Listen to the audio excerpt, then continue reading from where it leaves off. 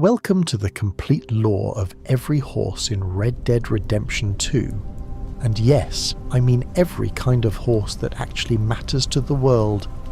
The common riding horses, the giant draft horses, the rare wild coats players spend hours hunting, the named horses tied to the Linde gang, the stranger mission horses that accidentally break your heart, and even the online-only breeds that expanded the stable after the main story. Because in Red Dead Redemption 2, horses are not just vehicles with legs, they are companions, status symbols, emotional anchors, pieces of historical world building, and sometimes the only living thing that stays with you when the entire map wants Arthur Morgan dead. The game understands something most open world games forget. If you spend dozens of hours crossing a world on the back of an animal, that animal stops being a mechanic. It becomes part of the story. So tonight, we are going horse by horse, not in a dry spreadsheet way, not just speed, acceleration, stamina, price, and location. We are looking at what each horse means inside the fiction of Red Dead Redemption 2. Why certain characters ride certain breeds. Why Dutch would own a pale Arabian. Why John ends up with a thoroughbred in the epilogue. Why Buell hurts so much. Why the shire you get from Hosea at the beginning quietly teaches the player how much emotional weight a horse can carry. Before the individual horses, we need to understand the system itself. Red Dead Redemption 2 has 19 main story mode horse breeds. The game sorts them into categories like riding, race, work, draft, war, and superior. That classification is not just menu text. It tells you how the game imagines the horse's role in the world. A riding horse is ordinary transportation. A racehorse is speed and risk.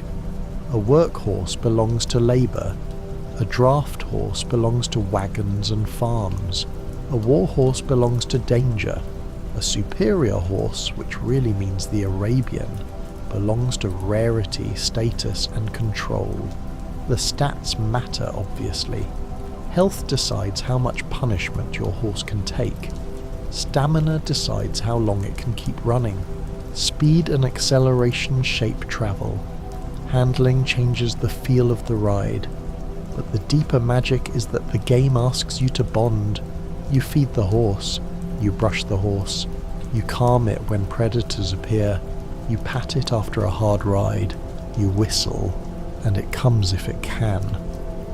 With higher bonding, the horse gains new movement abilities and becomes more reliable. Mechanically, this is progression. Emotionally, it is attachment by repetition. That attachment has teeth because horses can die permanently in story mode. If your horse is badly injured, you need Horse Reviver. If you do not have it, or cannot reach the horse in time, that animal is gone. Not knocked out, not stored somewhere. Gone. And that single design choice changes the entire feeling of travel. A cliff is not just a cliff. A cougar is not just an enemy. A bad jump is not just a funny ragdoll moment. It might be the end of a horse you named, groomed, upgraded, and rode from Chapter 2 all the way into Chapter 6. That is why players remember their horses in this game with a strange seriousness. They remember the first horse they kept. They remember the horse that died. They remember the horse that carried Arthur through the final ride. The game never forces you to feel that way. It simply builds enough little systems that affection becomes almost inevitable. There is also the historical layer. Red Dead Redemption 2 takes place in 1899, right at the edge of the modern world. Cars are beginning to exist, cities are expanding, railroads are everywhere, and the old outlaw frontier is dying. But horses are still the bloodstream of the world. They pull wagons, carry mail, move criminals, move lawmen, haul supplies, drag artillery memories behind them, and connect towns that would otherwise be isolated. The horse is the perfect symbol for this story because it is both old and still necessary. The future is coming, but it has not yet replaced the sound of hooves. So let us start with the breeds. Now let us talk about the American Paint. The American Paint is a workhorse with a calm frontier feeling, the kind of horse that looks natural in spotted coats like Grey Overo, Splashed White, and Tobiano. The American Paint is the frontier made visible, patched, practical, and built for work rather than vanity. In the world of Red Dead Redemption 2, it belongs naturally among ranch hands, travellers, and rough country people who need a horse that can handle uneven ground without turning every ride into a race. Its spotted coats make it feel like it was born out of the landscape itself, a horse that looks at home beside a fence line, a campfire, or a muddy road after rain. The American Paint does not carry the aristocratic glow of an Arabian or the intimidating bulk of a Shire, but that is exactly why it matters. It represents the ordinary horse culture of the West. Dependable animals owned by people who did not have the money or time to chase perfection. The American Paint also matters because it looks like a horse owned by people who live close to the ground. Its markings make it feel individual without making it feel expensive. You can imagine one tied outside a ranch house, waiting beside a half-built fence, or carrying someone who knows every cattle trail between Valentine and Emerald Ranch. It is not a horse that asks the camera to admire it. It is a horse that quietly makes the world feel used, worked, and lived in. That is why the American Paint is so useful for the atmosphere of the game. Its beauty is practical beauty. The spots and patches feel like weather, labour and lineage all showing at once. When one passes through camp or stands near a wagon, it tells a small story about ordinary ownership. Someone chose this horse because it could work, not because it could impress strangers.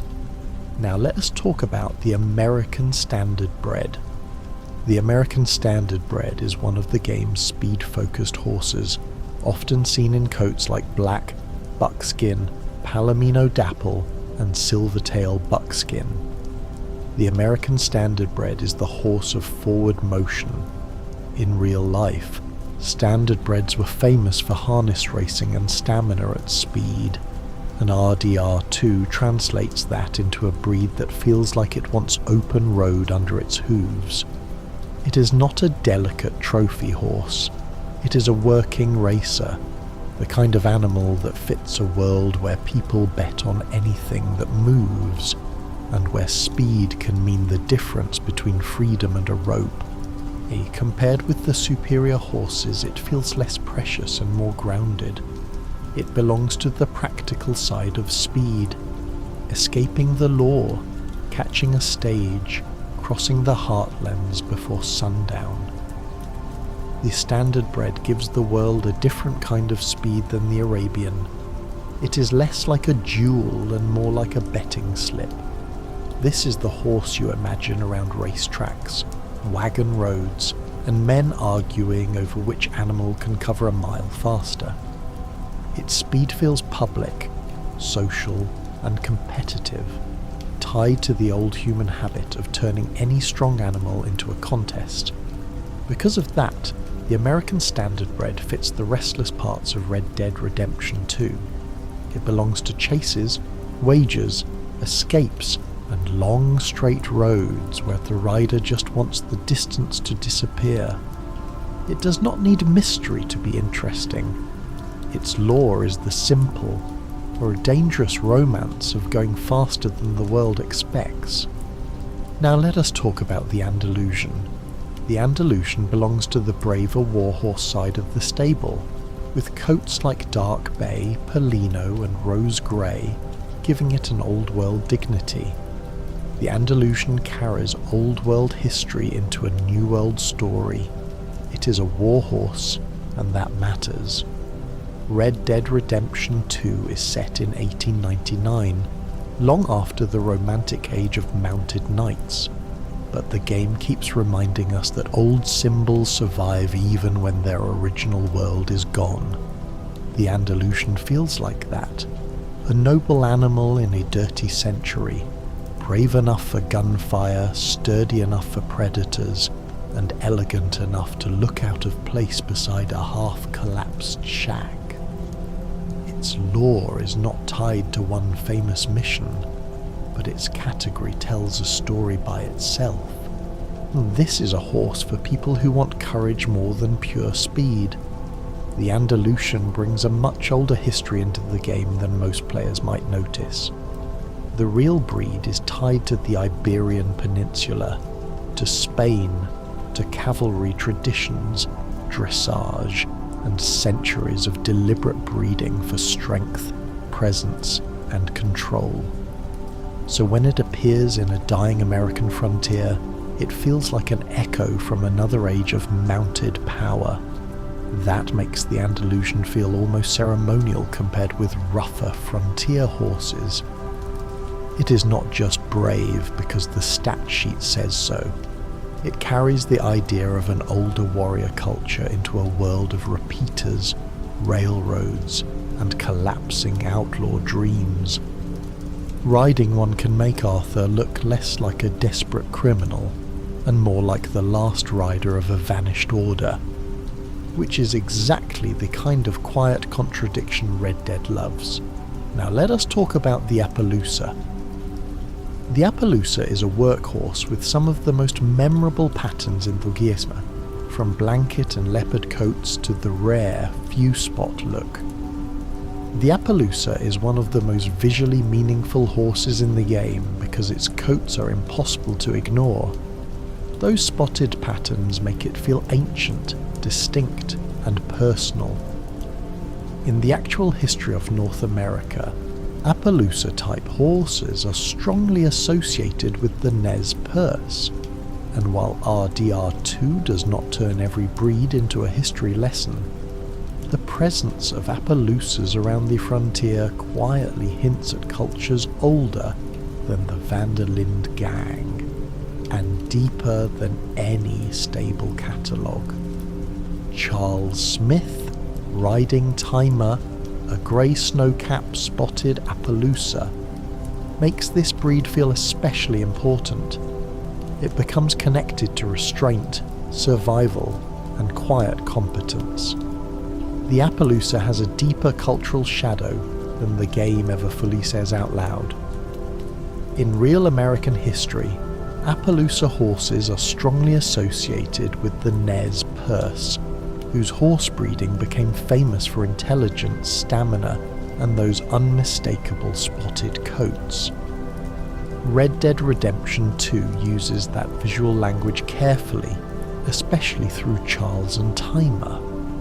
So the Appaloosa does more than add pattern variety.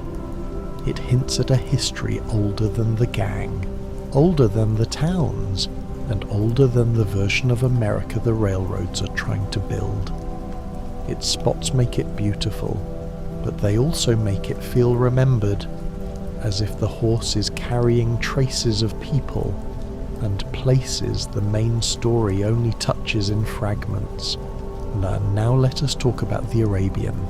The Arabian is the famous elite horse of Red Dead Redemption 2, known for its small frame, sharp handling, and rare coats like white, black, rose grey bay, red chestnut, and warped brindle. The Arabian is the celebrity horse of Red Dead Redemption 2. Players talk about it like treasure.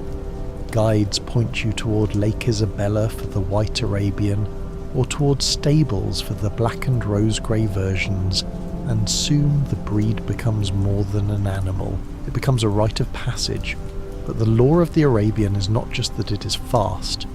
Its small frame, elite handling, and nervous energy create a specific personality fantasy.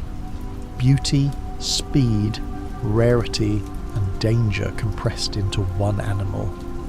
Dutch riding the Count, a pale Arabian, is perfect character writing. Dutch does not choose a humble mount. He chooses something theatrical, pure-looking, expensive-looking, and slightly unreal. The Arabian's role is almost mythological because players treat it like a secret. The White Arabian near Lake Isabella became one of those shared campfire stories of the player community. Ride north, search the snow, approach carefully, calm it, fail, try again, and finally bring home something that feels too delicate for the world around it. That sense of delicacy is important. The Arabian is fast and elite, but it also feels nervous, highly strung, almost too alive under pressure. That makes it perfect for Dutch, whose entire personality is built on elegance, control, and barely contained instability. The Count is not just Dutch's horse because it looks impressive. The Count feels like Dutch's self-image made animal. Now let us talk about the Ardennes. The Ardennes is a heavy, brave warhorse, often seen in roan coats that make it look like it belongs in mud, smoke, and bad weather. The Ardennes is not designed to look graceful. It is designed to endure. In a game obsessed with the death of the old frontier, the Ardennes feels like a survivor from an even older battlefield. Heavy, muscular, and calm under pressure, it belongs to the warhorse class, which immediately gives it symbolic weight. This is the animal you imagine carrying someone through smoke, mud, and cannon fire. In RDR2, where violence is often sudden and ugly, that steadiness becomes its own kind of beauty. The Ardennes is a horse for players who care less about arriving first and more about arriving alive. The Ardennes feels like a horse that remembers war even when the battlefield is gone. In real life, Ardennes-type horses are among the old European draft and war breeds, animals associated with pulling weight, carrying soldiers, and enduring terrible conditions.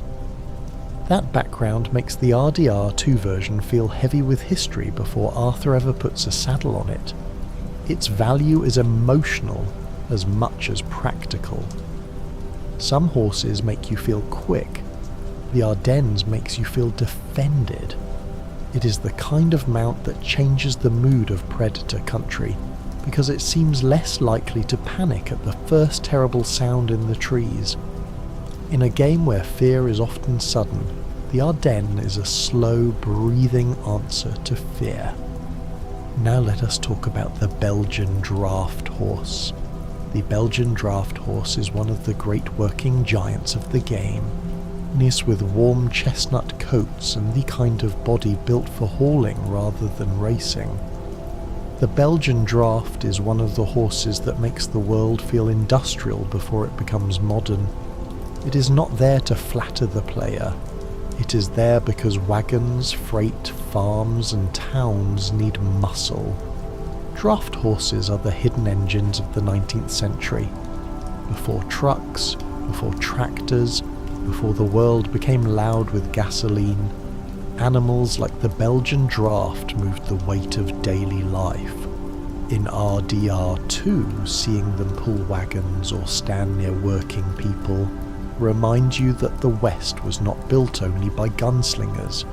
It was built by backs, harnesses, mud, and repetition.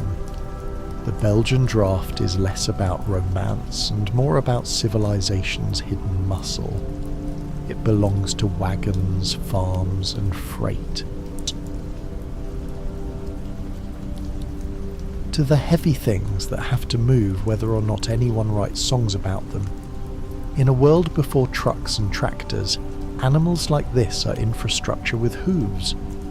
That is why seeing a Belgian draft in Red Dead Redemption 2 quietly changes the scale of the setting.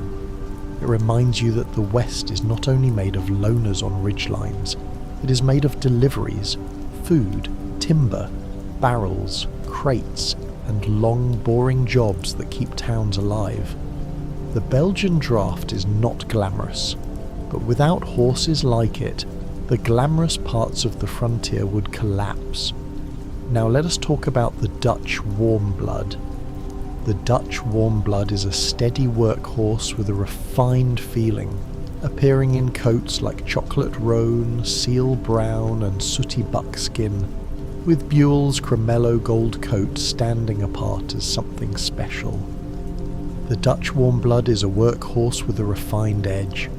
It does not feel as rough as a Belgian draft or as flashy as an Arabian. It sits in a middle space, strong, composed, and quietly premium.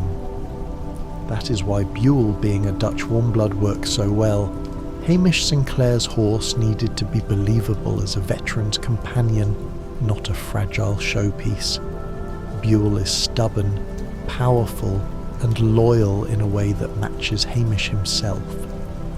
Through Buell, the Dutch warm blood becomes more than a stable option. It becomes the breed associated with one of the most tender stranger stories in the game.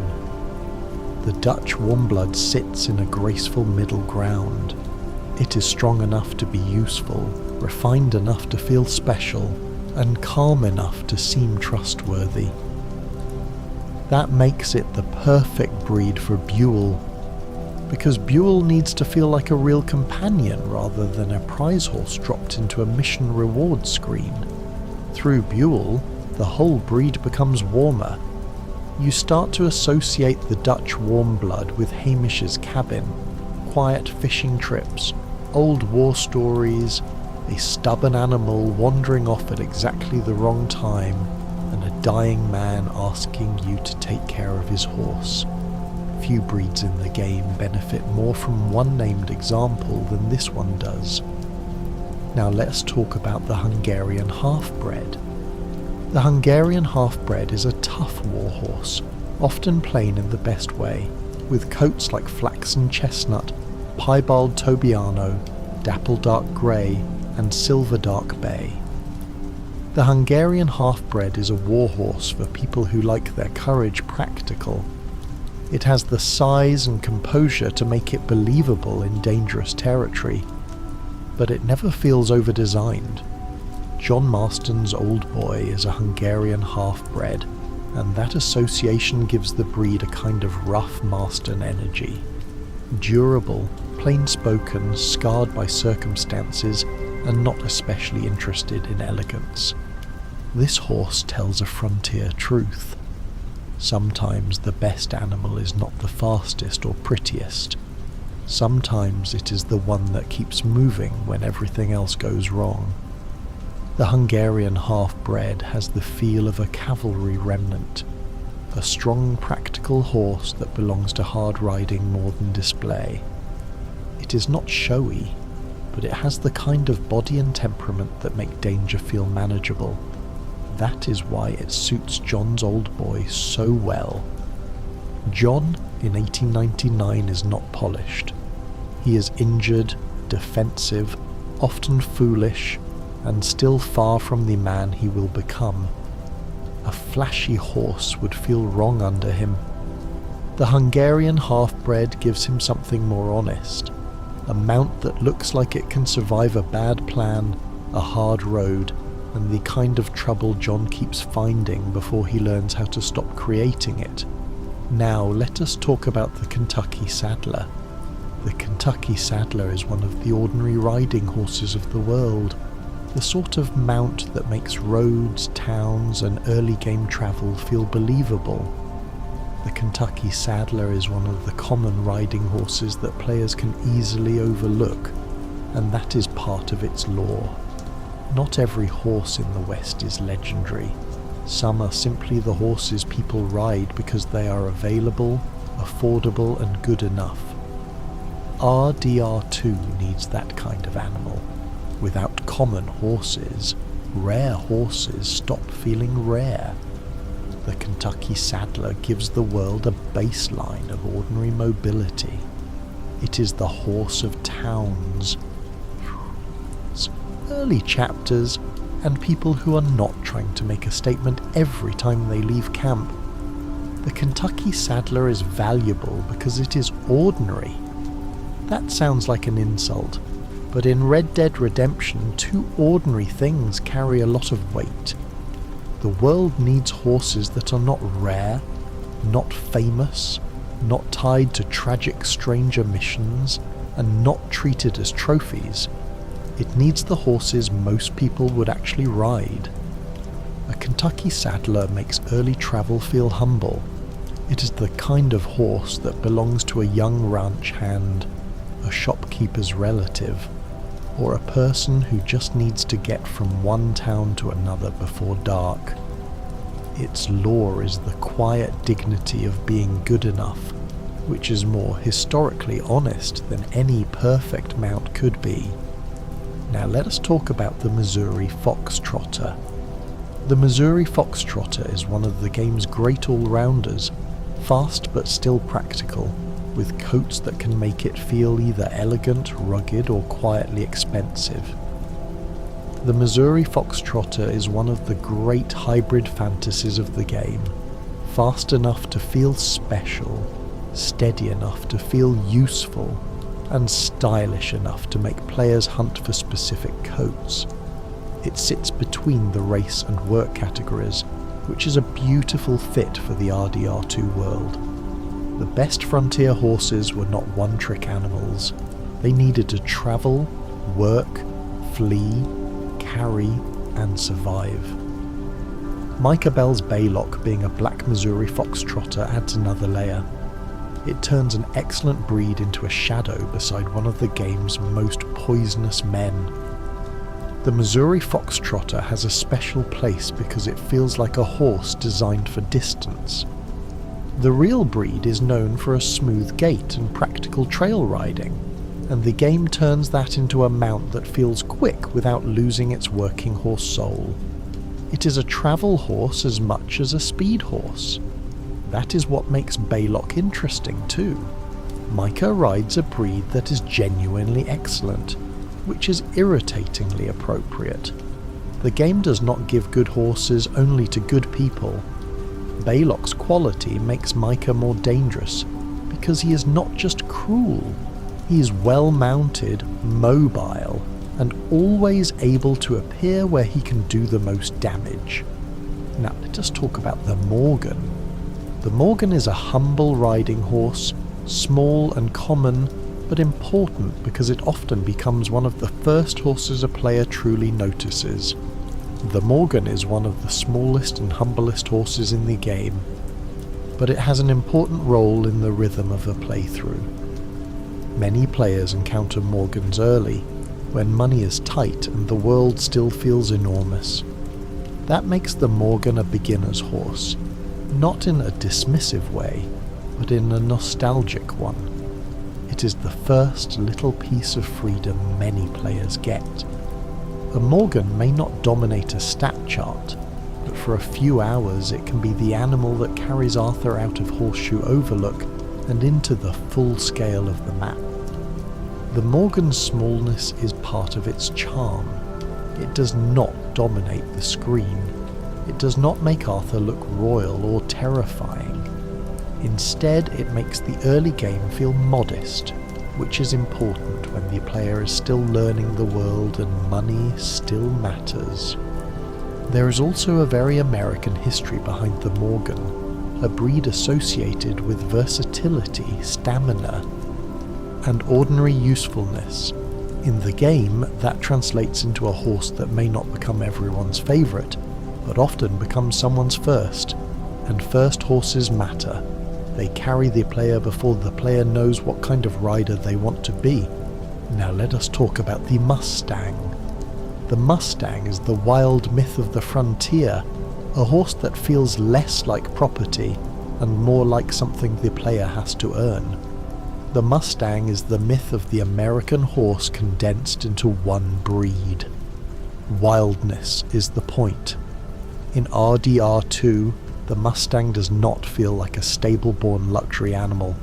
It feels like something taken from the land. something that already had a life before the player arrived. The tiger-striped bay Mustang found in New Austin turns that myth into an obsession because it has a coat unlike anything else. The Mustang's lore is about independence. It is the breed that seems least interested in being owned, which makes bonding with one feel like earning trust rather than purchasing performance. The Mustang is probably the clearest symbol of wild American horse lore in the game. It feels less like something made by a stable, and more like something shaped by distance, weather, and refusal. Even when tamed, a Mustang carries the idea that it belonged to the land before it belonged to you. That is why the tiger-striped bay Mustang became such a player obsession. It looks unusual, almost ancient, and because it is found in New Austin, it feels connected to the older, harsher Red Dead landscape. The Mustang is not only a horse you ride, it is a small fantasy of earning the trust of the frontier itself. Now let us talk about the Nakota. The Nakota is a lean racehorse with a weathered, plains-born feeling, especially in its roan coats. The Nakota is another breed with a real-world connection to indigenous horse culture and the northern plains, and in RDR2 it appears as a racehorse with a lean, active feel. It is not as famous among players as the Arabian or Missouri Fox Trotter, but it has a quiet appeal, quick, rangy, and distinctive. The roan coats especially make it feel like a horse shaped by weather. The Nakota belongs to the game's wilder middle ground, where history, survival, and speed blur together. The Nakota has a quieter historical resonance, tied to northern plains horses and the complicated legacy of indigenous horse cultures, ranching, and survival.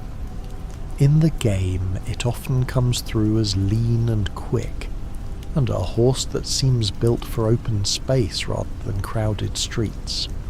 Its roan coats give it a wind-worn quality, as if the animal has been coloured by the plains. The Nakota does not need to be the most famous breed to be meaningful. It adds another regional texture to the stable, reminding the player that horses in this world come from different histories, not just different price brackets. Now let us talk about the Shire. The Shire is the giant of Red Dead Redemption 2's horse world. A draft horse so large that it changes the whole shape of Arthur in the saddle. The Shire is the giant of the horse world in RDR2. It looks almost too large for Arthur until you remember that the late 19th century still depended on animals capable of hauling enormous loads. Hosea giving Arthur the Raven Black Shire early in the story is one of the first times the game asks you to think about horses as individuals. You can sell him, or you can keep him. Mechanically, that choice is small. Emotionally, it is a little doorway into the entire horse system. The Shire is slow, huge, and honest. It makes speed feel less important than presence. The Shire is unforgettable because of scale. When Arthur rides one, he does not look like he is simply travelling. He looks like he has climbed onto a moving wall. That size changes the emotional tone of riding. You feel slower, heavier, and strangely safer. Hosea's Raven Black Shire is especially important because the game gives you a choice so early. Sell him or keep him. And many players keep him for no practical reason except that Hosea gave him to Arthur and he feels unique. That is the moment RDR2 begins teaching that horses can matter beyond optimization. A giant black Shire becomes a memory because the player decided not to reduce him to money. Now let us talk about the Suffolk Punch. The Suffolk Punch is a draft horse built around labour, with warm chestnut coats and a presence that belongs to farms, wagons and long working days. The Suffolk Punch is pure agricultural strength. It is not glamorous, and that is why it belongs in the game.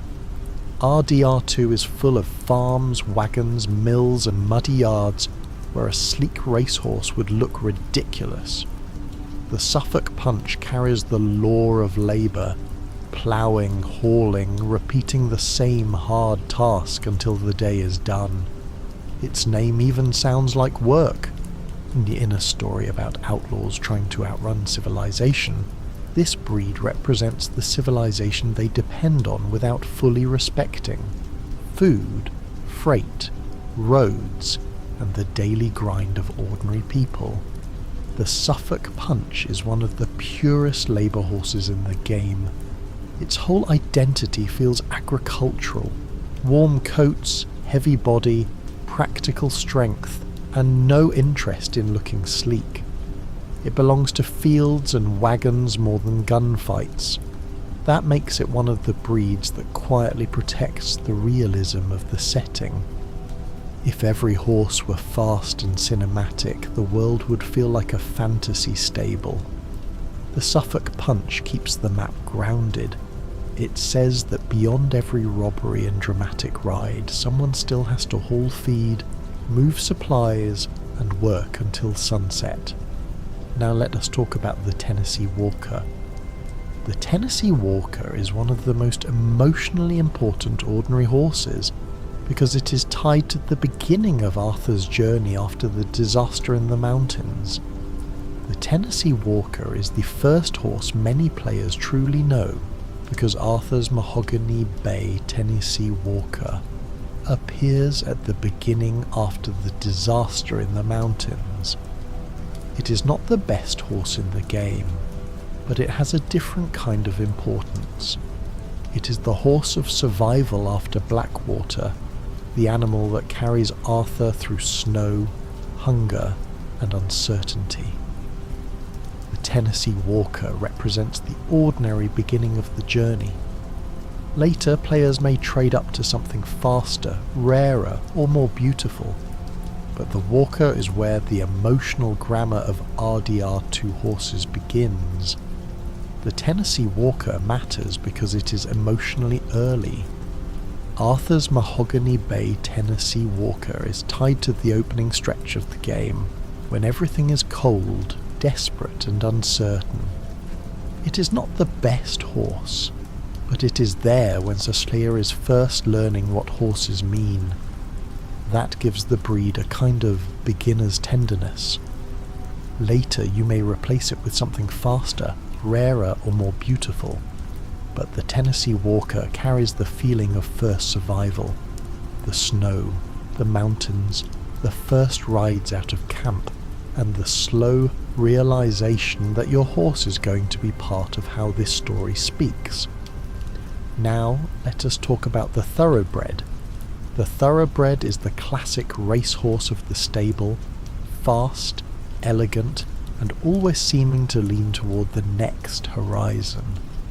The Thoroughbred is speed with history behind it. This is the classic racehorse lineage, and in RDR2 it feels like a breed for people who want distance to disappear. Rachel, John's epilogue horse, is a Thoroughbred, and that choice matters. After the catastrophe of Arthur's story, the epilogue needs a horse that feels like new motion. Rachel is not just transport. She is John stepping back into a world that has not forgiven him and trying to move forward anyway. The Thoroughbred is beautiful, nervous, capable, and always leaning toward the horizon. The Thoroughbred carries the old romance of racing blood. It is a horse that seems to exist for distance and speed, with a leaner elegance than the heavy work breeds. When one moves well, it makes the road feel like something meant to be crossed quickly. Rachel being a Thoroughbred gives John's epilogue a forward pull. She's not just the horse he happens to have. She arrives as John is trying to become someone who can work, provide, and keep moving without falling back into the gang's old patterns.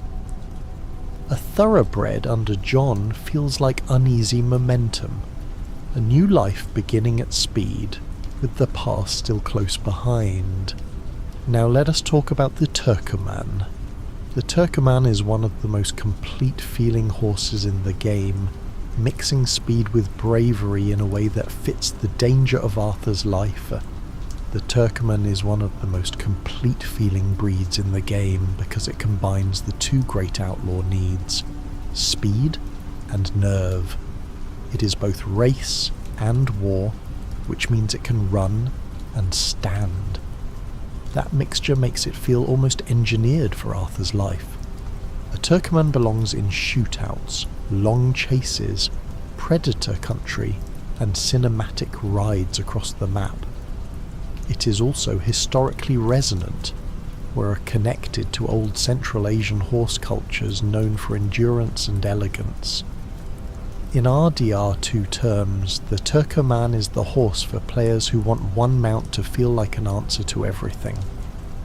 The Turkoman feels almost too well suited to Arthur's life because it combines speed and courage. Historically, Turkoman-type horses are associated with Central Asian endurance and elegance, and the game turns that heritage into a mount that feels both beautiful and difficult to intimidate. It is the kind of horse that makes sense for players who want one animal to do everything: chase, flee, fight, travel, and survive. That completeness gives the Turkoman a quiet prestige. It is not as mythologized as the Arabian, but for many riders it feels more believable as an outlaw's dream horse, fast enough for escape, brave enough for the gunfire that usually follows. Now we move from breeds to specific horses. This is where the lore becomes more personal, because a named horse in Red Dead Redemption 2 is almost never random. Sometimes the game gives us a full story, sometimes it gives us only a name, a rider, and a breed.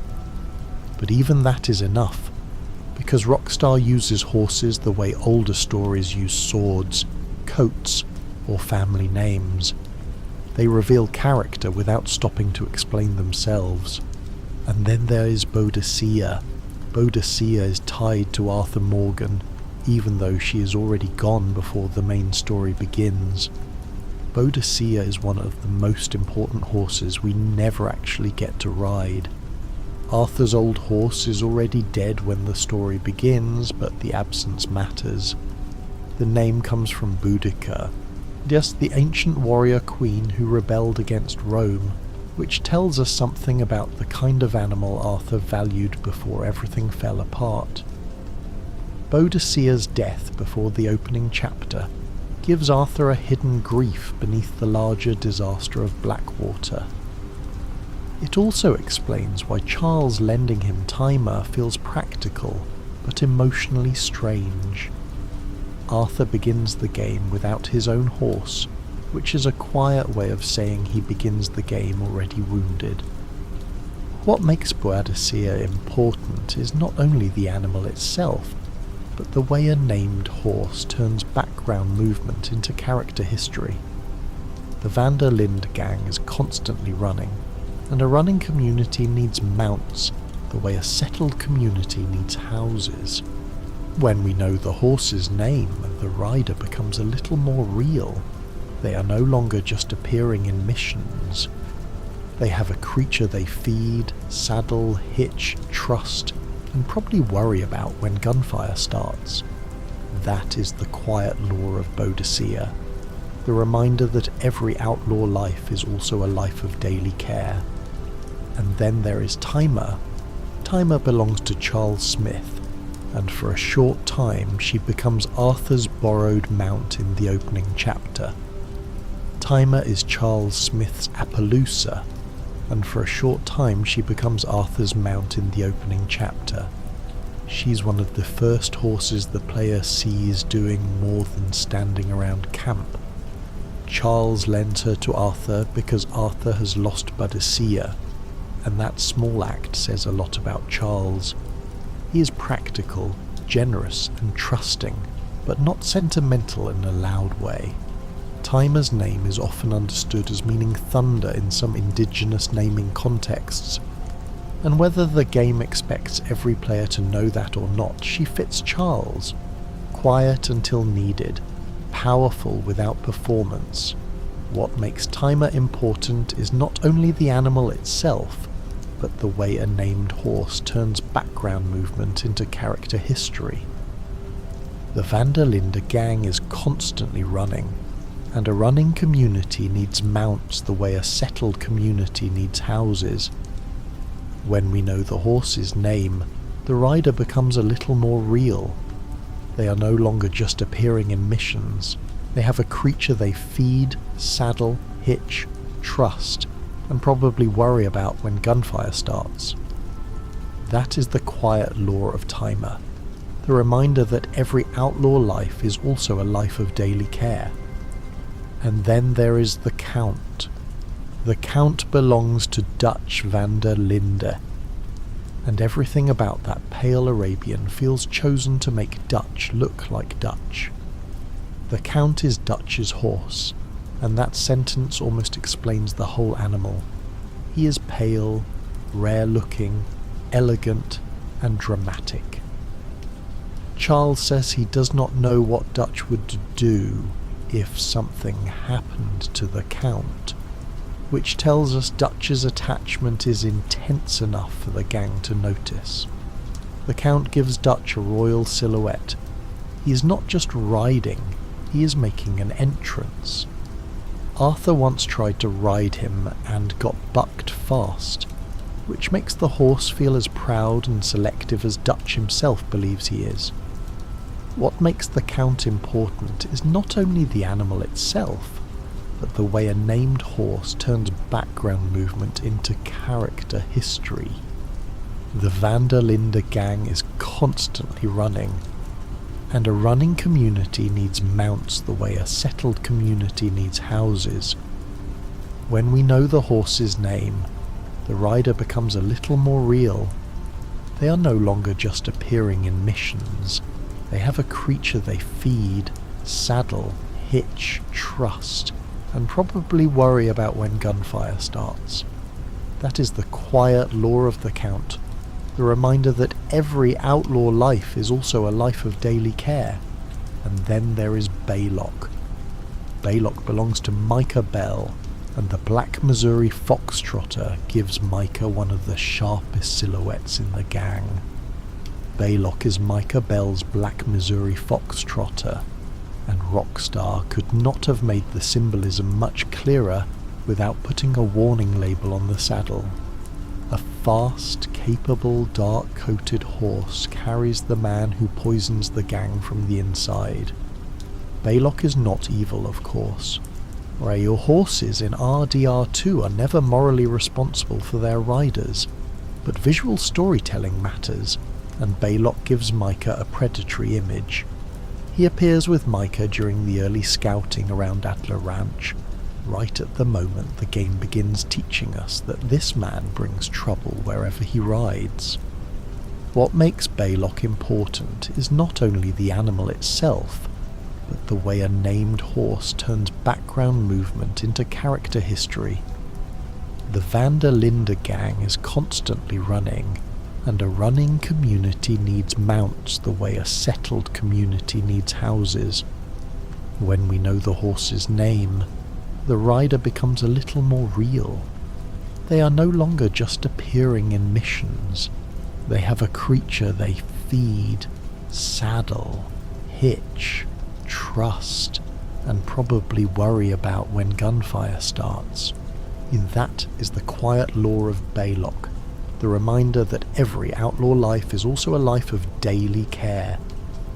And then there is Old Boy. Old Boy is John Marston's horse through much of 1899, a silver dark bay Hungarian half-bred that fits John's rough, early version of himself. Old Boy is John Marston's 1899 horse after John loses his previous mount to wolves. That backstory is simple. but it does a lot. John begins RDR2, injured, humiliated, and not yet the man players remember from the first game. Old Boy fits that version of him, sturdy, unglamorous, a little battered by association.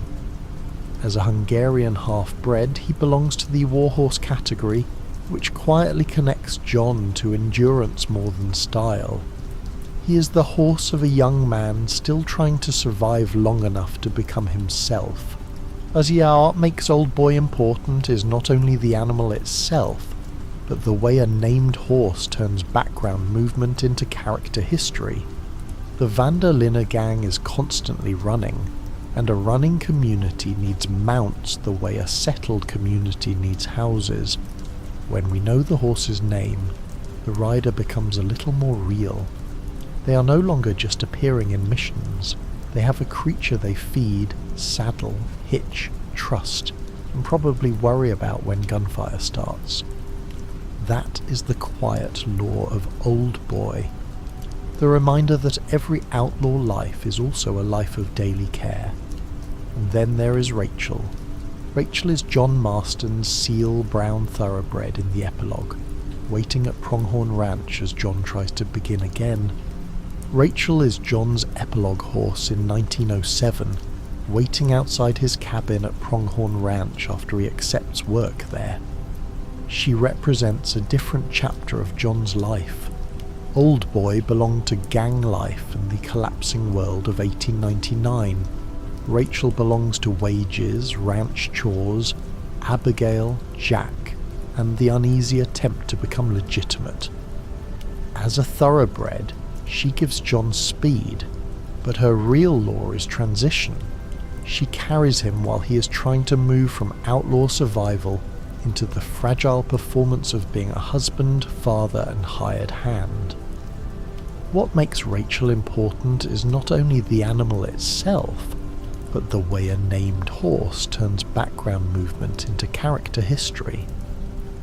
The Van der Linde gang is constantly running, and a running community needs mounts the way a settled community needs houses. When we know the horse's name, the rider becomes a little more real. They are no longer just appearing in missions. They have a creature they feed, saddle, hitch, a trust, and probably worry about when gunfire starts. That is the quiet lore of Rachel, the reminder that every outlaw life is also a life of daily care. And then there is Buell. Buell is Hamish Sinclair's Cremello Gold Dutch Warmblood, and later, if the player accepts him, one of the most emotional horses in the game. Buell is probably the most beloved named horse in the game, because he is attached to one of the gentlest stranger arcs.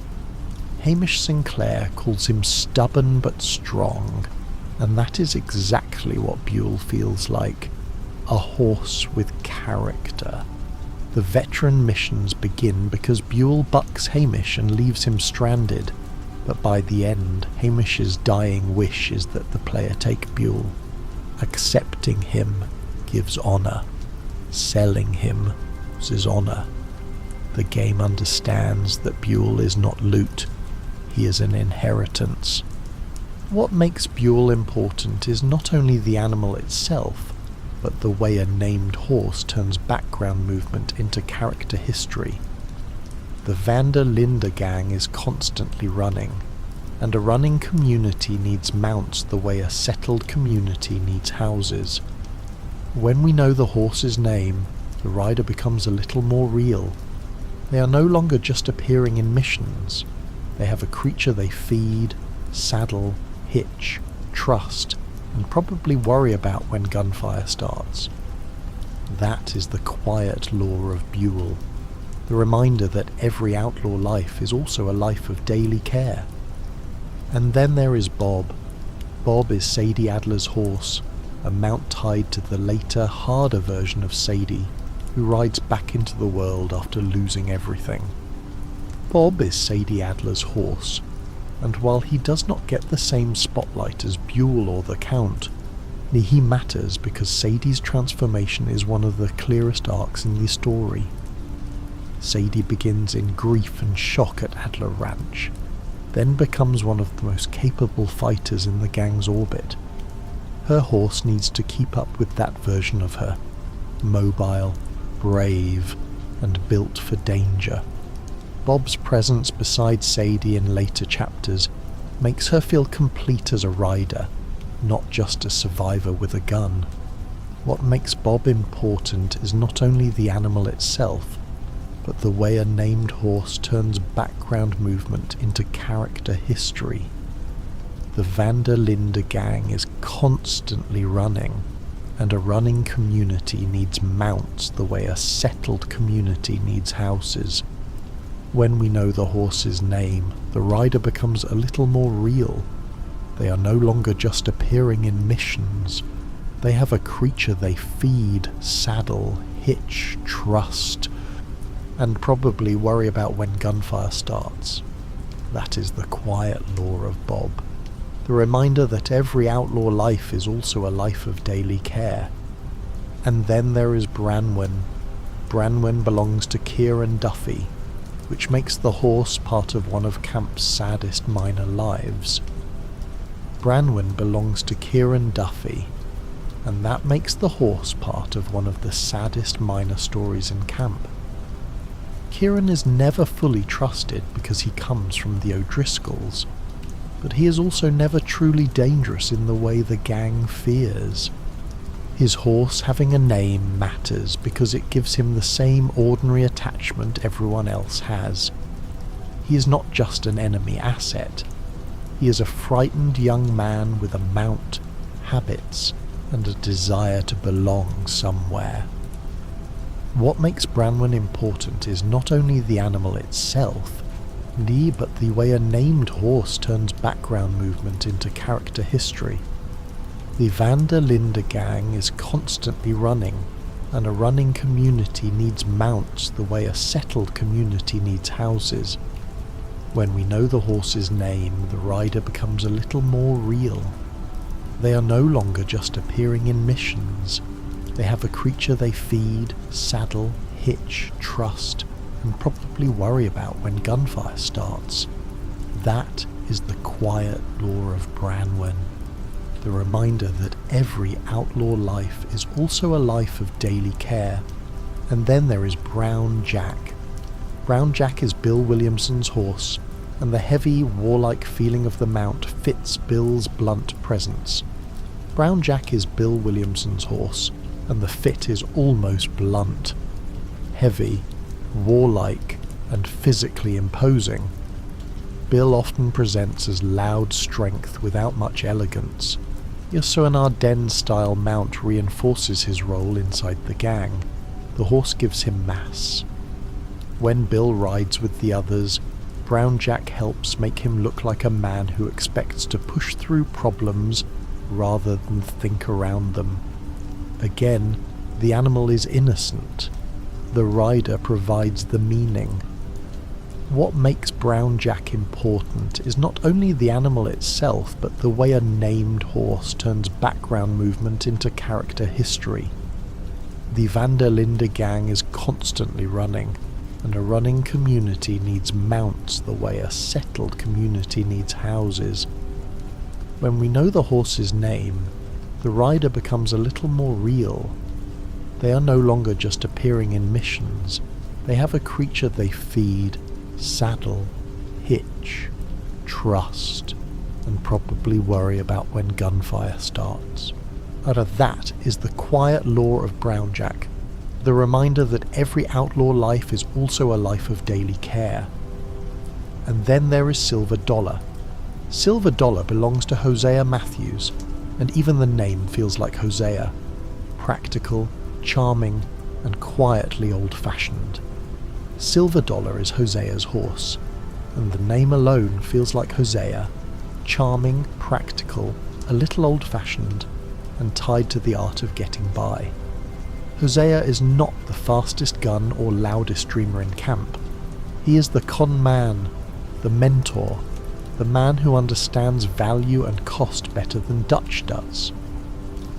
Turkoman gives him a mount with both speed and nerve.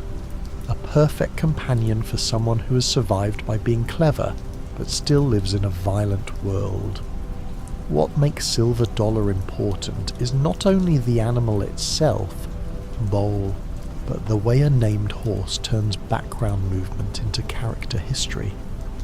The Van der Linde gang is constantly running, and a running community needs mounts the way a settled community needs houses.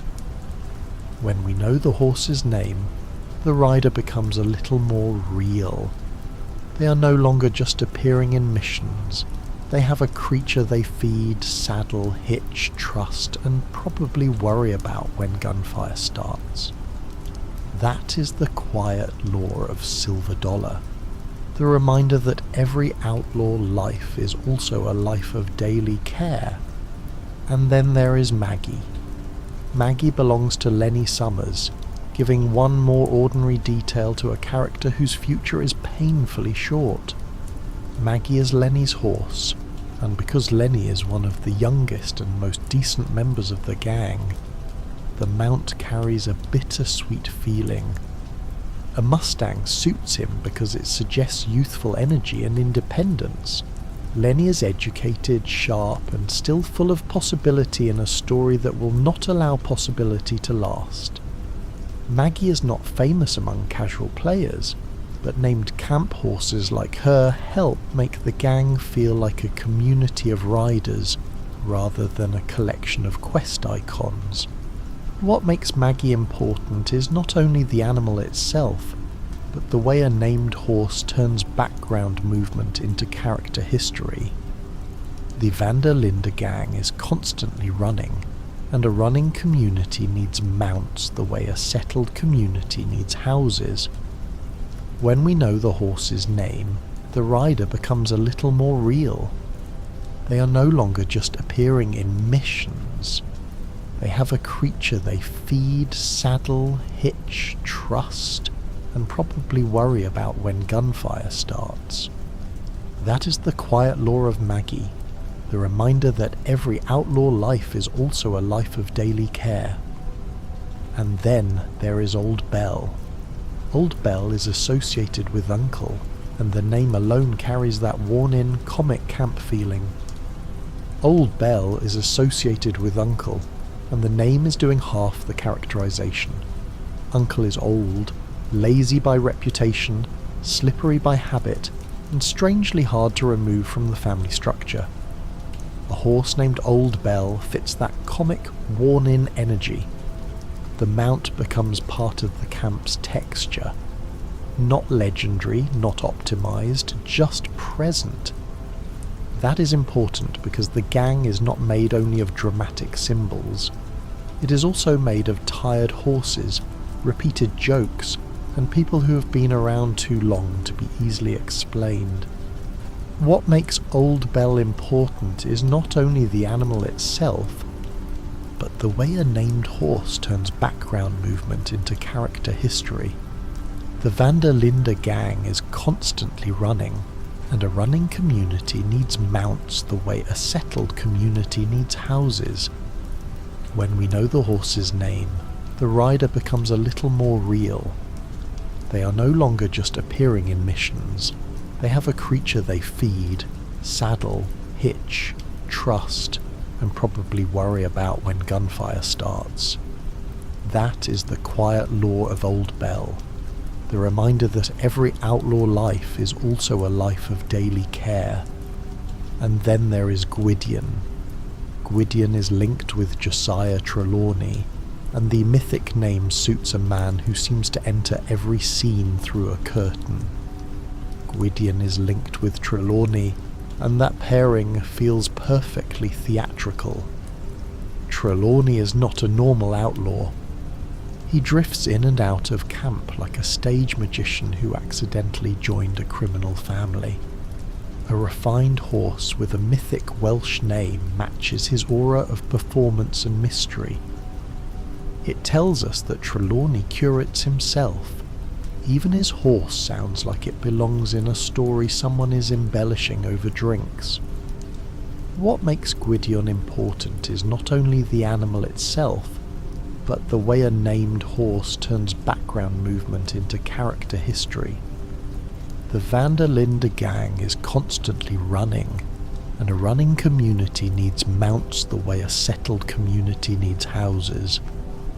When we know the horse's name, the rider becomes a little more real. They are no longer just appearing in missions. They have a creature they feed, saddle, hitch, trust, and probably worry about when gunfire starts. That is the quiet lore of Gwydion. The reminder that every outlaw life is also a life of daily care. And then there is Boaz. Boaz is Javier Escuella's horse, grounding Javier in the 1899 camp before he becomes the man John will know later. Boaz is Javier's horse, and the American paint connection gives him a grounded, visually distinct mount. Javier is stylish, musical, loyal, and tragic, because players know where his road eventually leads. Boaz helps root him in the 1899 version of himself, before the man from Red Dead Redemption 1 fully exists. He is not yet simply an enemy from John's future. He is a rider in camp with a named horse and a place among people who still laugh together. What makes Boaz important is not only the animal itself, but the way a named horse turns background movement into character history. The van der Linde gang is constantly running, and a running community needs mounts the way a settled community needs houses. When we know the horse's name, the rider becomes a little more real. They are no longer just appearing in missions. They have a creature they feed, saddle, hitch, trust, and probably worry about when gunfire starts. That is the quiet lore of Boaz, the reminder that every outlaw life is also a life of daily care. And then there is Ennis. Ennis is Sean McGuire's horse, and the quick energy of the mount fits Sean's restless personality. Ennis is Sean's horse, and a race-oriented breed fits Sean's reckless forward energy. Sean is loud, impulsive, funny, and always slightly more fragile than he pretends. His mount being named and present gives him another ordinary detail, which matters because Sean's time in the story is short. Like many RDR2 side details, the horse becomes heavier after the character is gone. You remember that these people had routines, possessions, preferences, and animals waiting near camp. What makes Ennis important is not only the animal itself, but the way a named horse turns background movement into character history. The van der Linde gang is constantly running, and a running community needs mounts the way a settled community needs houses. When we know the horse's name, the rider becomes a little more real. They are no longer just appearing in missions. They have a creature they feed, saddle, hitch, trust, and probably worry about when gunfire starts. That is the quiet lore of Ennis, the reminder that every outlaw life is also a life of daily care. And then there is Falmouth. And Falmouth belongs to Mary Beth Gaskill, matching her quieter and more romantic presence in camp. Falmouth belongs to Mary Beth, and a Morgan suits her gentler presence in camp. Mary Beth is romantic, observant, and often overlooked by the louder personalities around her. Her horse does not need to be a war machine. It needs to feel plausible for someone whose strength is emotional intelligence rather than violence. Named horses like Falmouth reveal that even the less combat-focused gang members are still part of a mounted moving community. Everyone is tied to travel because nobody's allowed to stay anywhere for long. What makes Falmouth important is not only the animal itself, but the way a named horse turns background movement into character history. The Linde gang is constantly running, and a running community needs mounts the way a settled community needs houses. When we know the horse's name, the rider becomes a little more real. They are no longer just appearing in missions. They have a creature they feed, saddle, hitch, trust, and probably worry about when gunfire starts.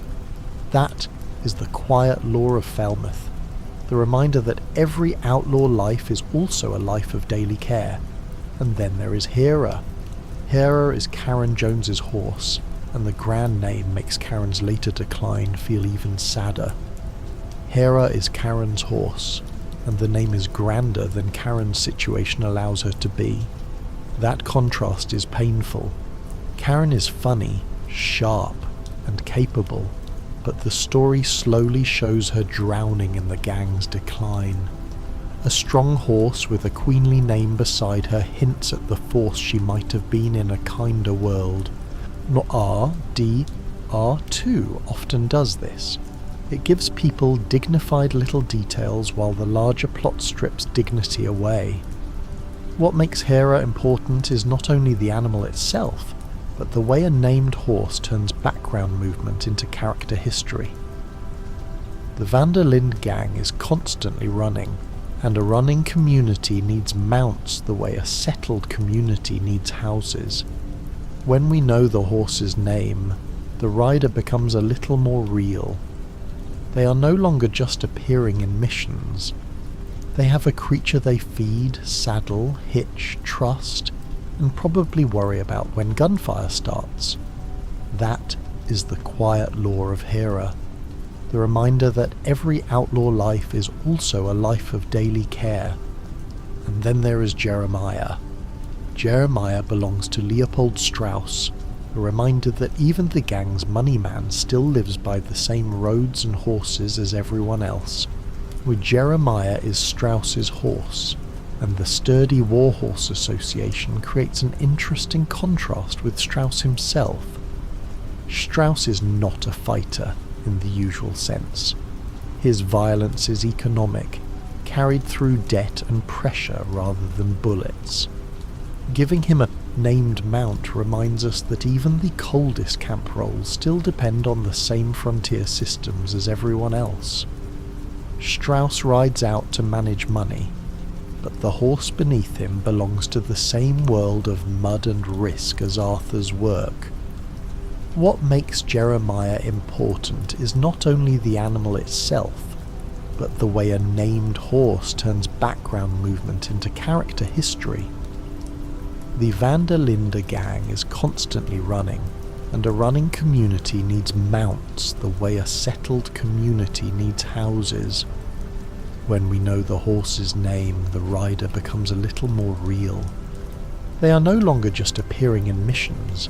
They have a creature they feed, saddle, hitch, trust, and probably worry about when gunfire starts. That is the quiet law of Jeremiah, the reminder that every outlaw life is also a life of daily care.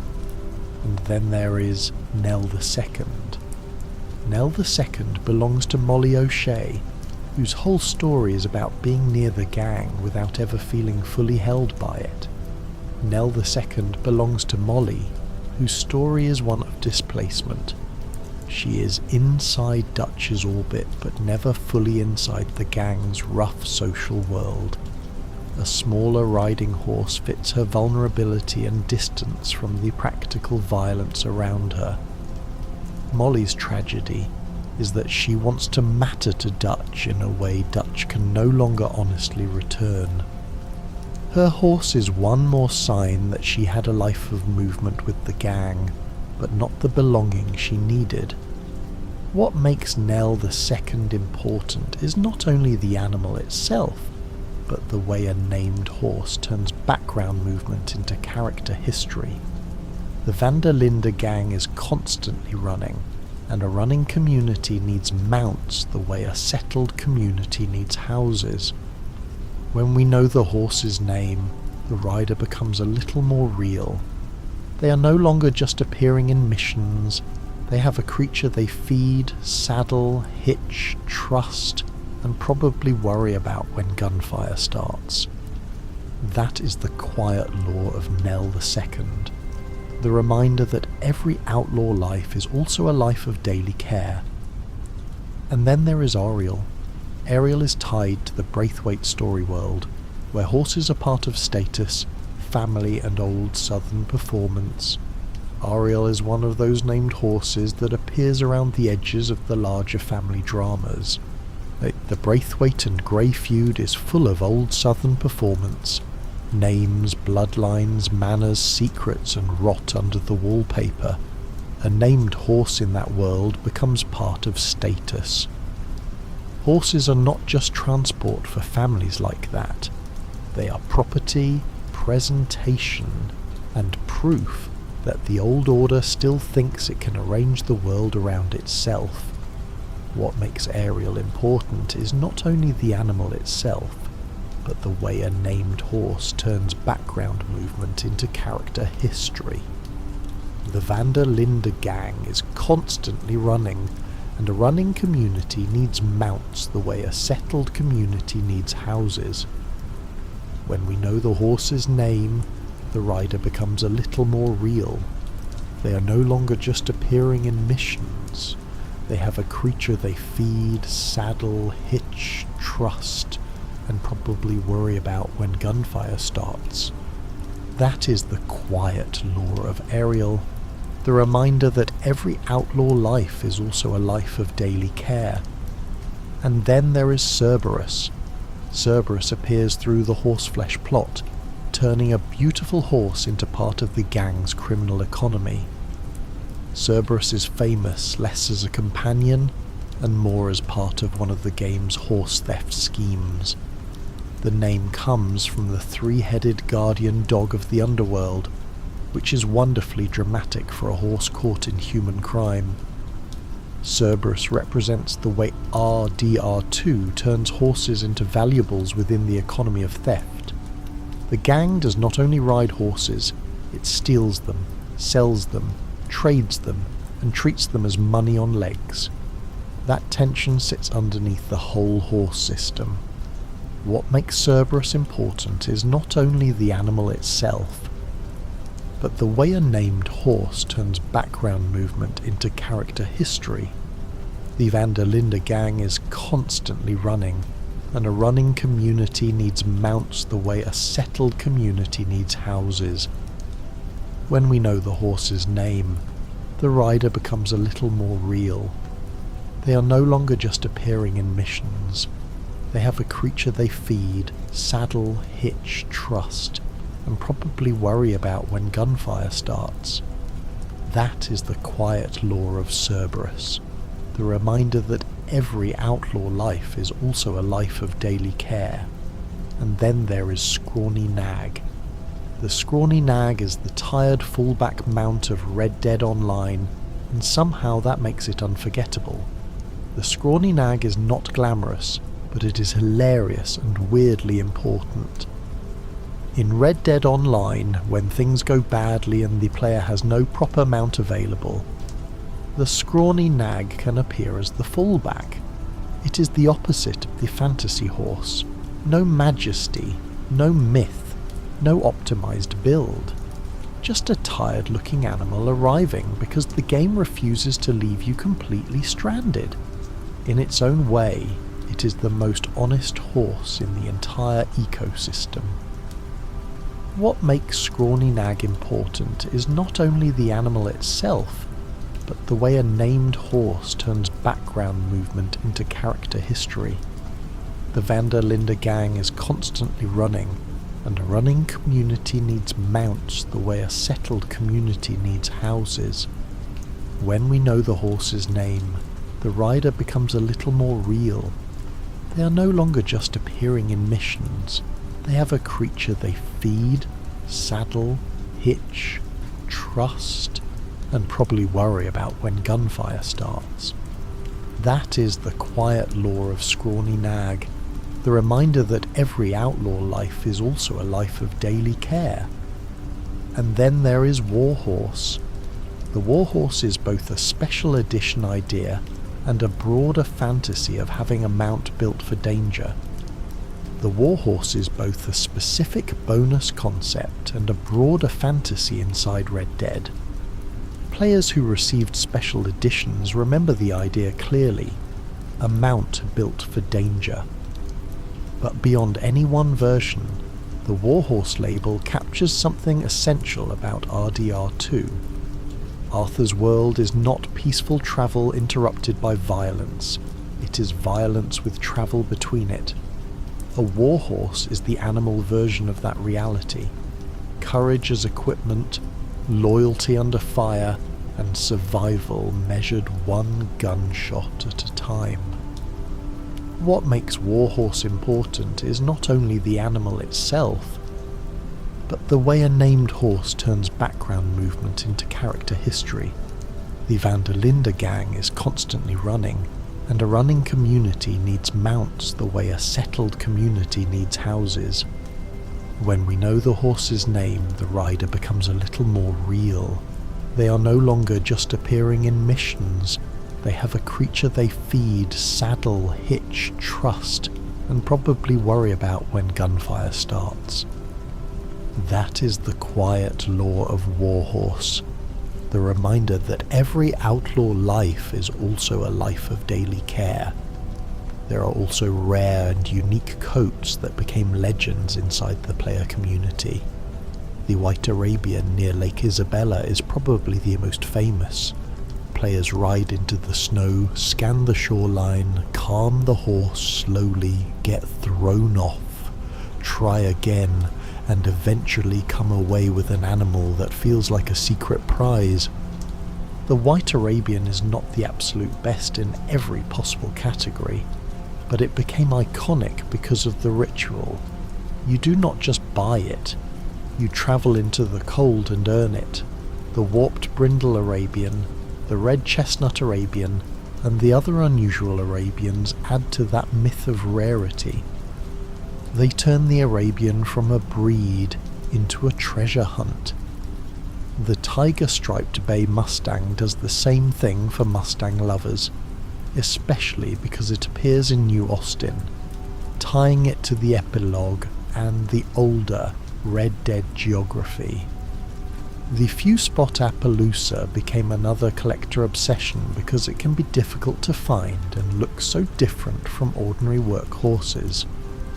None of these rare coats rewrite the main plot, but they create player stories, and player stories are part of the real lore of an open-world game. The horse fence is another piece of the darker horse economy. After Chapter 3, players can sell stolen horses at Clemens Cove. This matters because it reveals something ugly under the romantic bond system. The same game that lets you love a horse also lets you treat horses as stolen goods. That contradiction is very Red Dead. Arthur can be tender to his own mount and still participate in a world where animals are property, profit, and evidence. The horse fence turns the stable system into crime, and suddenly the beautiful animal you just stole has a cash value attached to its body. Stables, meanwhile, are the respectable version of the same economy.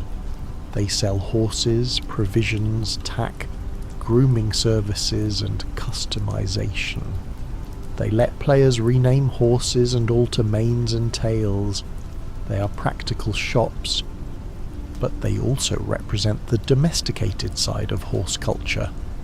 A stable is where the wild, muddy, dangerous relationship between rider and mount gets translated into prices, upgrades, and ownership slots. You can walk in with a horse that survived wolves and gunfire, and the menu will calmly ask what you want to do with it. That cold practicality makes the player's emotional attachment feel even more personal, because the game world itself does not always share it. The saddles and tack deserve their own moment. Saddles in RDR2 are not just decorations, they affect stamina drain and regeneration, and they turn the horse into a travelling inventory. Your weapons, outfits, masks, hats and hunting carcasses all revolve around the saddle. In other words, the horse is part companion, part vehicle, part closet, part weapon rack, you see, and part hunting sled. That sounds ridiculous until you play the game for a few hours and realise how naturally it works. The horse is Arthur's mobile home because Arthur does not really have a home. That is the secret sadness of the entire system. The Van der Linde gang keeps talking about finding a place, a ranch, a paradise, Tahiti, some final patch of land where they can stop running. But mechanically, the player's real home is often the horse. It is where the guns are. It is where the spare clothes are. It is where the perfect deer pelt is tied. It is the thing that comes when Arthur whistles, camp moves, towns turn hostile, friends die. But for a while, the horse keeps arriving, and then there is Arthur's final horse moment. If the player has bonded with their horse, the final chapter makes that bond unavoidable. During the escape, Arthur's horse is fatally shot and Arthur stops. He does not just keep moving. He does not treat the animal as equipment. He leans close and thanks it. That moment lands because the game has spent dozens of hours letting the player build their own version of that relationship. The horse in that scene might be a white Arabian, a Shire, a Mustang, a Turkoman, a Tennessee Walker, or some scrappy animal you refuse to abandon. The breed changes, but the feeling stays. It is not just Arthur saying goodbye. It is the game acknowledging the companion you made along the way. This is why the lore of horses in Red Dead Redemption 2 cannot be separated from the player. Rockstar provides the breeds, the named mounts, the stables, the bond levels, the deaths, and the historical setting. But the final meaning comes from what you did. Did you keep Hosea's Shire?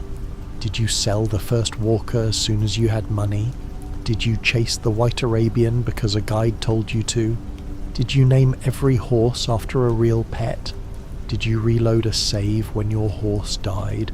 Or did you accept the loss and ride on with a new animal? The game's horse lore is partly written in menus, partly in missions, and partly in private grief. Now, before we close, we need to talk about Red Dead Online. Online adds more breeds that are not part of the original story mode stable lineup, and they each extend a different fantasy. In Red Dead Online, the Breton adds another quiet layer to the stable. The Breton is tied strongly to the bounty hunter role side of Red Dead Online, giving that role a horse that feels compact, muscular, and built for violent work.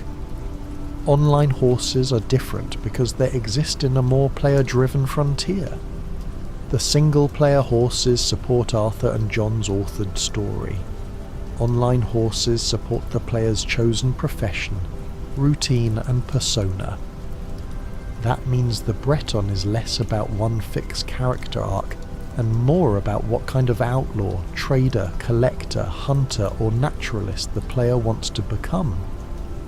In Red Dead Online, the Criollo adds another quiet layer to the stable. The Criollo is tied strongly to the collector role side of Red Dead Online, giving that role a horse that feels a hardy travel horse that matches exploration and long-distance searching.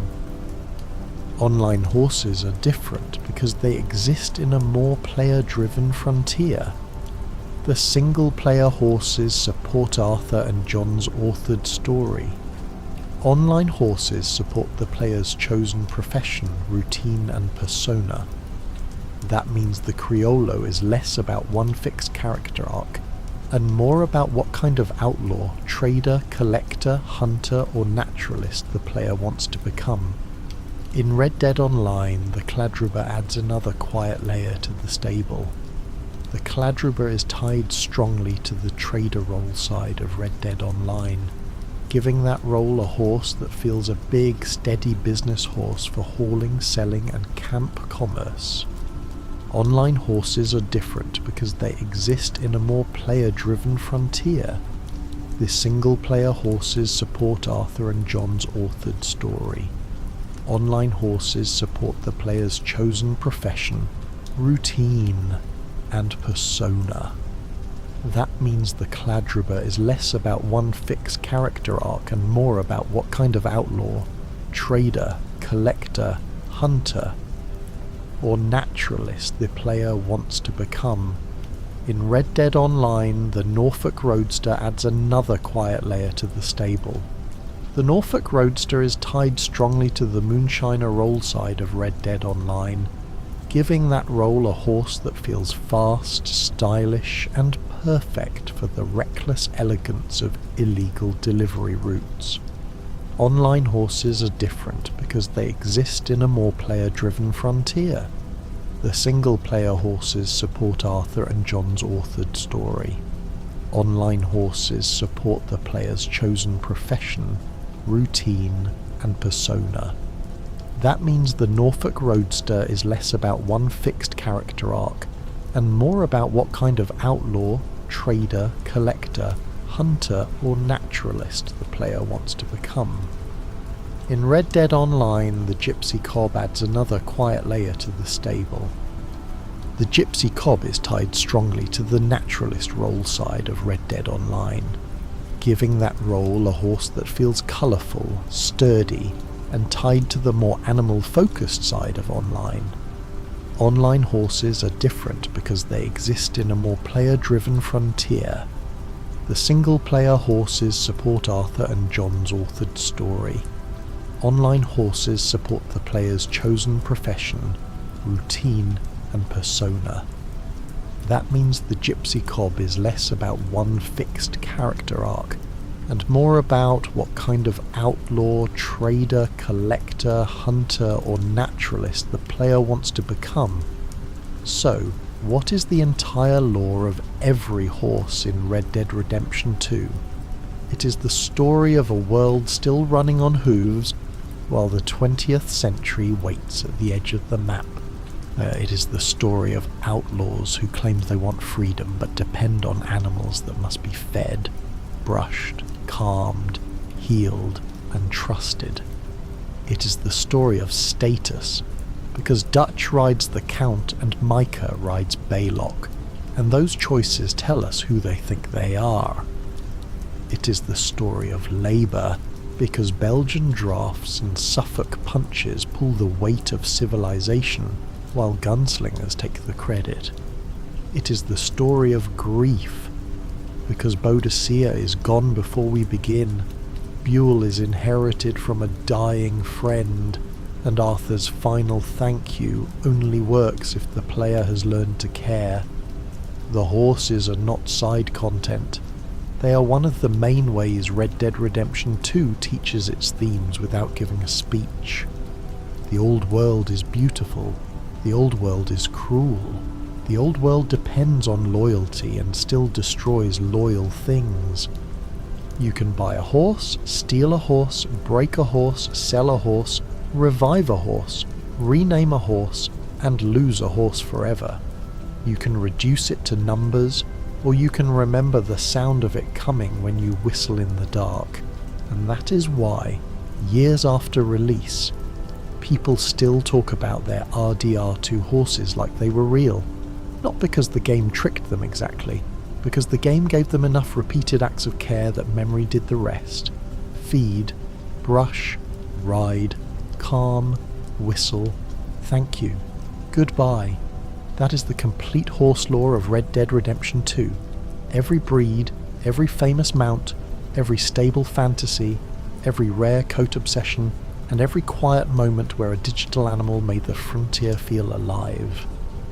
There is another quiet layer here too, and it is the way rare coats turn ordinary travel into personal mythology. A rare coat does not always make a horse dramatically better. Sometimes it barely changes the practical experience at all, but it changes how the player feels when they see the animal waiting beside the road. The white Arabian is not only famous because of its stats, it is famous because of where it lives. You have to go into the cold, near Lake Isabella, into a part of the map that feels distant from the warm centre of the story. The landscape becomes part of the horse. By the time you tame it, you remember the snow almost as much as the animal. The same thing happens with the tiger-striped bay Mustang. That horse feels like a rumour because it is locked into a specific region and a specific feeling. New Austin is already haunted by the memory of the first Red Dead Redemption. So finding a rare Mustang there makes the horse feel older than the story around it. It is not just a striped coat, it is a piece of desert myth, standing out in a land that already feels like the past is watching. The few spot Appaloosa works differently. It is not dramatic because it looks royal. It is dramatic because it looks almost accidental, like the game briefly allowed nature to roll a strange combination and then hid it among ordinary herds. Players who search for rare Appaloosas are not always chasing power. They are chasing the feeling of noticing something other people might ride past. That is a very Red Dead kind of pleasure, the reward for moving slowly enough to see. Even the stable itself becomes part of this ritual. You ride in with mud on the horse's legs, a carcass on the back, maybe a few bullet holes in your coat, and suddenly the world becomes calm and transactional. The stable does not care about your memories. It offers food, tack, grooming, stalls, names and prices. That contrast is almost funny. Outside, the horse is a companion in a dangerous world. Inside, it is an entry in a stable slot. The player is the one who decides which truth matters more. Naming a horse is one of the smallest mechanics in the game, but it changes everything. A horse called Tennessee Walker is a breed. A horse called Whiskey, Ghost, Bell, Boadicea II, or whatever name the player chooses becomes part of the playthrough's private language. The game never needs to say that this matters. It matters because you start using the name in your head. You stop thinking, my horse is over there, and start thinking, there she is. That tiny mental shift is where the bond system becomes more than a meter. The saddle deepens that feeling because it makes the horse carry Arthur's life. His guns are there, his clothes are there, his masks, hats, hunting trophies and perfect pelts are there. The horse becomes a moving inventory, but in the fiction it becomes something softer. The place Arthur keeps the pieces of himself he cannot carry in his hands. Camp may move. Hotels are temporary, safe houses barely exist. But the saddle is always close, creaking under everything Arthur needs to keep going. That is why a long ride in Red Dead Redemption 2 can feel so peaceful even when nothing important happens. The sound of hooves, the little snorts, the leather, the changing weather, the way Arthur leans with the animal on turns. What is all of it becomes part of the game's sleepy rhythm. For a sleep channel, this is the heart of the subject. Horses are not only exciting because they chase trains or flee gunfire, they are calming because they create repetition. Step after step, road after road, whistle, mount, ride, slow down, pat the horse, keep moving, and in a story as tragic as Red Dead Redemption 2, that repetition becomes comfort. So many human relationships in the game become unstable. Dutch changes, Micah poisons, friends die, camps empty, plans fail. But for most of the journey, the horse remains beautifully simple. It does not ask Arthur to believe in a plan. It does not manipulate him with speeches. It does not judge him with complicated words. It just responds to care with trust until the world finally takes even that away. Now, before we drift toward the ending, the horse classes themselves are worth slowing down for. Before the final wrap, it is worth slowing down on the horse classes themselves, because this is where Rockstar quietly builds a social history of the map. The classes are not perfect scientific categories, they are game categories, but they teach the player how to read a horse before the rider even speaks. A riding horse is the ordinary language of travel. Kentucky saddlers, Morgans and Tennessee walkers are not there to dominate late-game conversations about the best mount. They are there to make the world believable. Most people in 1899 are not riding elite Arabians or expensive Turkoman hybrids. They are riding what they can afford, what they can catch, what their family owns or what the local stable has available. That makes riding horses the background music of the frontier. They are everywhere, and because they are everywhere, the special horses feel special. A racehorse changes the rhythm of the world. The American Standardbred, Nakota Thoroughbred, and Missouri Foxtrotter are all about motion. When you ride one, you start measuring the map differently. A road that felt long on, a Morgan suddenly feels short. A bounty escape becomes cleaner. A cinematic ride becomes more dramatic because the camera is chasing something that actually looks built for speed. Racehorses are also thematically perfect for outlaws, because outlaw life is often the fantasy of being faster than consequences. The law is behind you. The train is beside you. The future is closing in. So you spur the horse and hope speed can become salvation. A workhorse belongs to a different moral world. American paints, Appaloosas, Dutch warm bloods, and some multi-class breeds feel tied to ranches, wagons, farms, and honest survival. These horses remind you that most of the West is not made of bank robberies. It is made of repetitive labour. People wake up, hitch animals, haul goods, check fences, ride into town, and do it again tomorrow. Workhorses are not lesser because they are not glamorous. They are actually closer to the real foundation of the setting. Without them, the towns cannot eat, the ranches cannot function, and the roads become decoration. Draft horses are the heavy machinery of the age. The Belgian Draft, Shire, and Suffolk Punch are living engines. Their lore is not about the lone rider. It is about weight. They pull carts through St. Denis, drag wagons through mud, and stand near human industry like reminders that the modern world did not appear out of nowhere. Before engines replaced muscle, muscle had names, hooves, sweat, and feed costs. A draft horse makes the player feel small in a useful way. Arthur is a dangerous man, but beside a shire, he's still just one man next to an animal bred to move a world.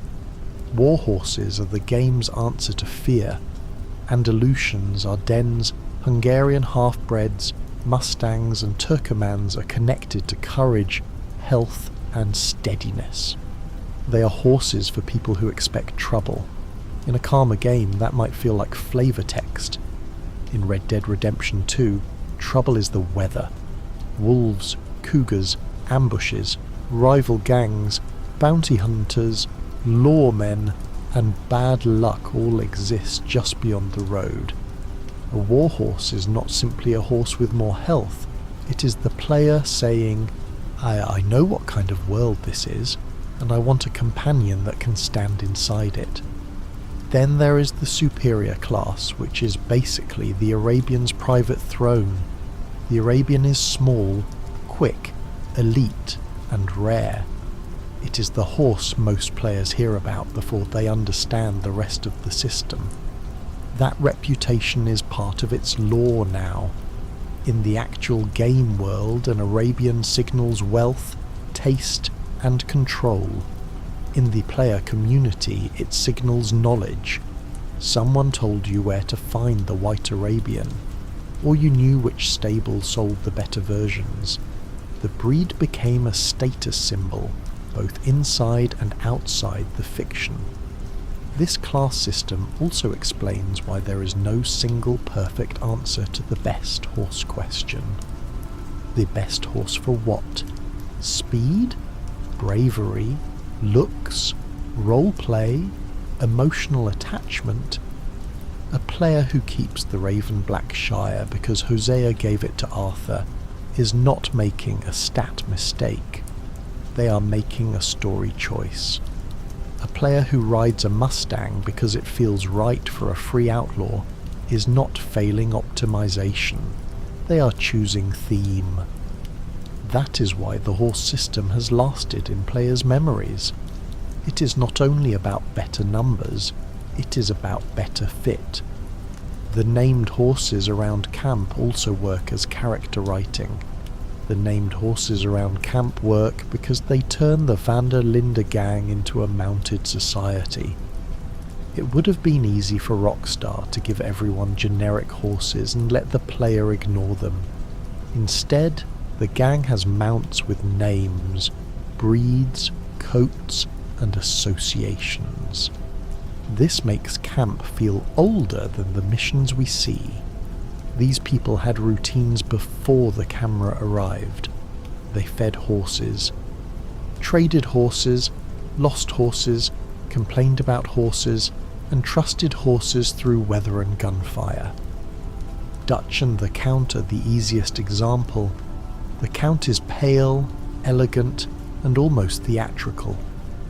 Dutch wants to be seen as a philosopher king of the outlaw age, so of course his horse looks like it belongs to a man giving speeches about destiny. The Count is not just transportation, he is part of Dutch's costume. When Dutch rides him, he looks separate from the mud around him, which is exactly how Dutch imagines himself, above the ordinary dirt of crime, even while committing crimes. Micah and Baylock are the darker mirror. Baylock is fast, black-coated and capable. Micah uses him the way Micah uses everything, as an extension of his own menace. The horse is innocent, but the image is not. When Micah appears mounted, the game wants him to feel dangerous before he opens his mouth. Baylock gives him that silhouette. It is visual foreshadowing with reins. Charles and Timer are different. Charles is one of the few characters who seems to understand animals, land and violence with equal seriousness. Timer, being an Appaloosa, helps connect him to a broader world of indigenous identity and survival, without turning the horse into a lecture. Charles, lending Timer to Arthur early on, is also an act of trust. Horses are personal in this world. You do not casually hand someone your mount unless the situation is serious, or the relationship matters. John's horses tell his transformation. Old Boy belongs to the rough 1899 John, the half-formed outlaw who survives wolves, arguments, and his own immaturity. Rachel belongs to the epilogue John, the man trying to hold a job and rebuild a family.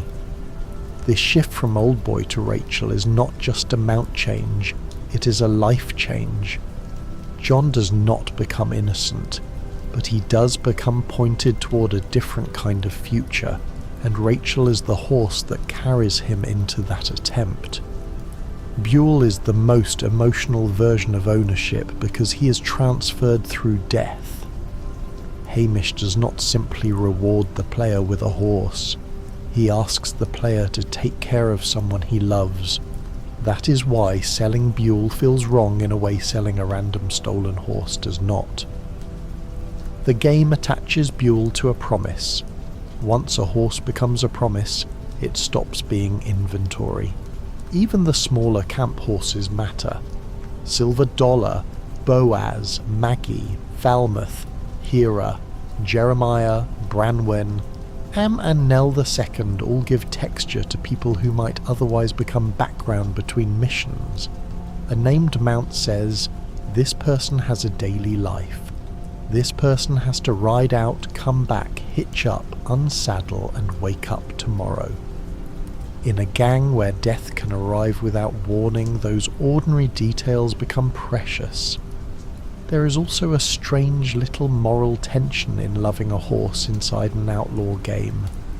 One of the strangest things about Red Dead Redemption 2 is that it lets the player be extremely tender and extremely cruel within the same system. You can spend 10 minutes brushing a horse, feeding it oatcakes, calming it after a snake, and choosing the perfect mane. Then you can steal another horse, sell it, or ride it into danger without caring if it survives. The game does not resolve that contradiction because Arthur does not resolve that contradiction either. Arthur is capable of love. He is also capable of theft, violence, intimidation, and denial. The horse system reflects that moral split better than almost any speech could. When Arthur cares for his own horse, we see the version of him that understands loyalty. When he steals someone else's horse, we see the outlaw who survives by taking. The player can lean into either side, and the game quietly remembers the emotional cost.